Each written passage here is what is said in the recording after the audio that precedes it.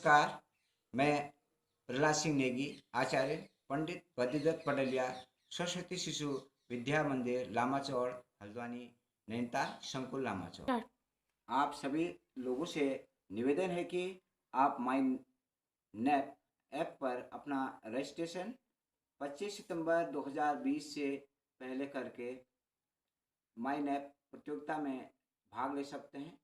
इसकी जो वेबसाइट है www.mynep.in .nap.in।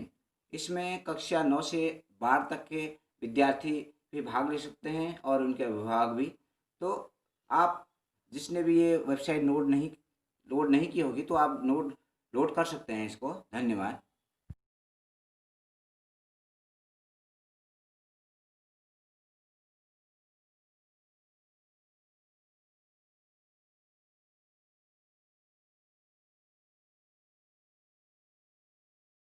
नमस्कार।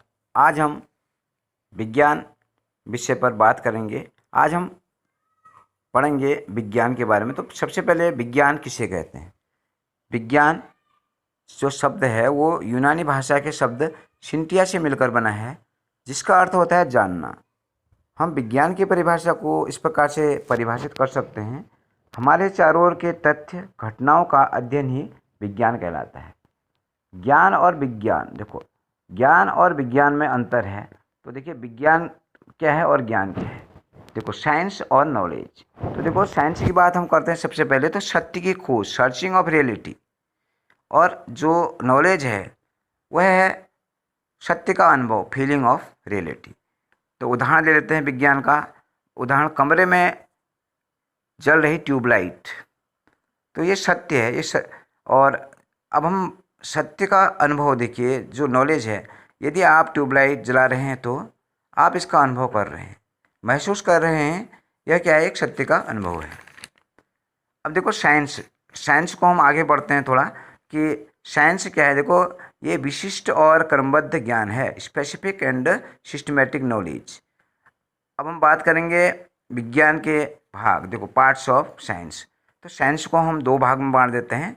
एक है रियल साइंस, वास्तविक विज्ञान। दूसरा है स्यूडो साइंस, छद्म विज्ञान। तो जो रियल साइंस है वो थ्योरी, सिद्धांत पर आधारित होता है, और जबकि जो स्यूडो साइंस है, छद्म विज्ञान जिसको हम कहते हैं, वो अवधारणा पर आधारित होता है।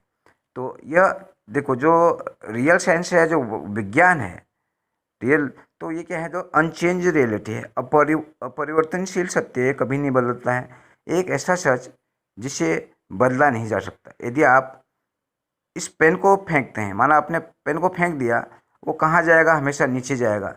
आप चाहे इसको हल्द्वानी में रह के कहीं फेंकें, चाहे नैनीताल में फेंकें, अल्मोड़ा में फेंकें, कहीं भी आप उसको फेंकते हैं तो हमेशा नीचे ही जाएगा, क्योंकि ये यूनिवर्सल ट्रूथ है। आप जानते हैं कि थ्योरी ऑफ ग्रेविटेशन, गुरुत्वाकर्षण का सिद्धांत, इस पर काम करता है। देखो पृथ्वी में एक बल होता है जो सब चीज़ों को अपनी ओर खींचता है, वो सिद्धांत यहाँ पर काम करता है। आप पृथ्वी में कहीं भी चले जाएं तो आप पर ये सिद्धांत हमेशा लागू होगा। अब हम बात करते हैं स्यूडो साइंस की। ये कैसा है? परिवर्तनशील है। देखिए अब हम बात करेंगे सामाजिक विज्ञान, अर्थशास्त्र, राजनीति विज्ञान, लोकतंत्र। देखिए मनुष्य है, मनुष्य का स्वभाव परिवर्तनशील है, वो बदलता रहता है, उसके सिद्धांत भी बदलते रहते हैं। कोई व्यक्ति किसी विषय पर क्या सोचता है, यह बात अलग है। और हम देशों में देखें, जैसे विकसित देश है, विकासशील देश है, सबकी अर्थव्यवस्था अलग अलग प्रकार की होती है। सबकी अर्थव्यवस्था एक जैसी नहीं है। तो इस प्रकार से उनका जो सोचना है तो वो भी अलग अलग है, यानी कि इसमें वास्तविक रियलिटी नहीं है।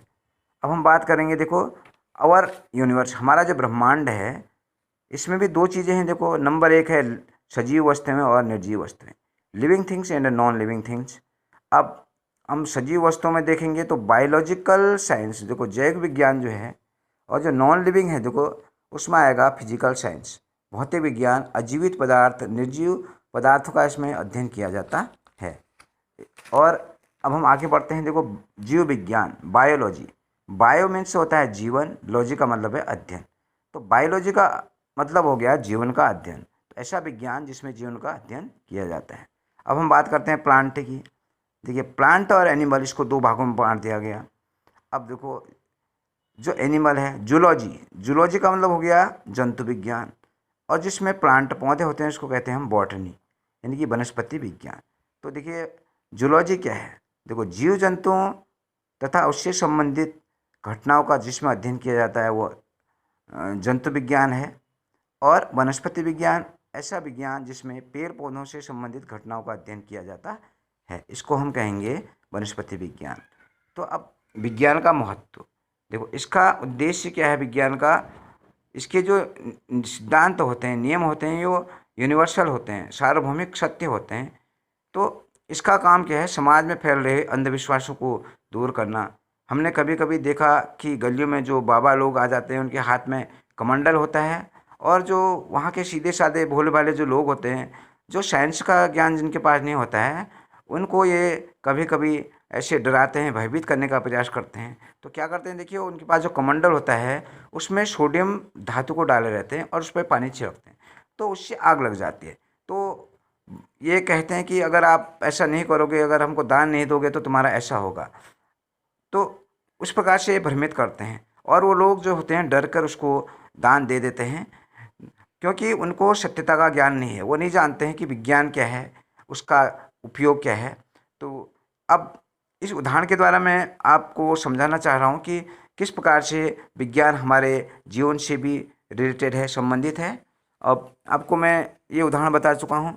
तो अब आपको ये समझाने का मैंने प्रयास किया कि किस प्रकार से विज्ञान का हमारे जीवन के साथ संबंध है, ये कोरिलेटेड है, संबंधित है, यानी कि इसका हमारे जीवन से बहुत अधिक महत्व है। तो मैंने विज्ञान की परिभाषा और महत्व को स्पष्ट रूप से समझाने का एक छोटा सा प्रयास किया, और आशा करूँगा कि आप इसको समझ पाए होंगे।